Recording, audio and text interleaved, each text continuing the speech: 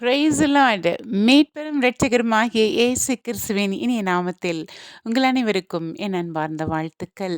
இன்றைய வேத வசனம் எசாயா புத்தகம் அதிகாரம் 52 வசனம் 1. எழும்பு, எழும்பு சியோனே, உன் வல்லமையை தரித்துக்கொள். பரிசுத்த நகரமாகிய எருசலேமே, உன் அலங்கார வஸ்திரங்களை உடுத்திக்கொள். விருத்த சேதனம் இல்லாதவனும் அசுத்தனும் இனி உன்னிடத்தில் வருவதில்லை. அல்லேலூயா. Arise, awake, awake, Zion. Zion பட்டணத்தை பார்த்து எசையா தீர்க்கதரிசி இப்படியாக கூறுகிறார். விருத்த சேதனம் இல்லாதவனும் அசுத்தனும் இனி உன்னை அணுகுவதில்லை. அல்லேலூயா.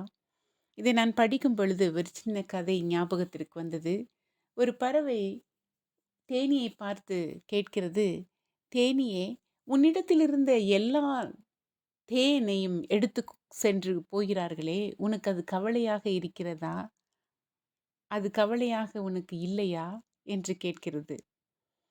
அப்பொழுது அந்த தேனீ சொல்லுகிற வார்த்தை, நான் தயாரித்த என் தேனை மட்டுமே அவர்கள் எடுத்துக்கொள்ள முடியுமே தவிர, என்னுடைய தேனை உற்பத்தி செய்கின்ற அந்த கலையை அவர்களால் எடுத்துக்கொள்ள முடியாது என்று.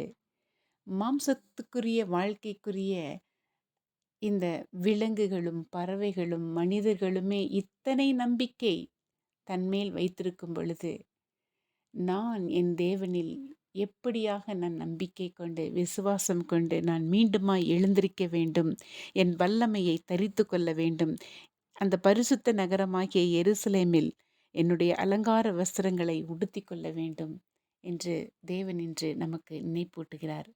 அவரில் பலப்படுவோமா? God bless you.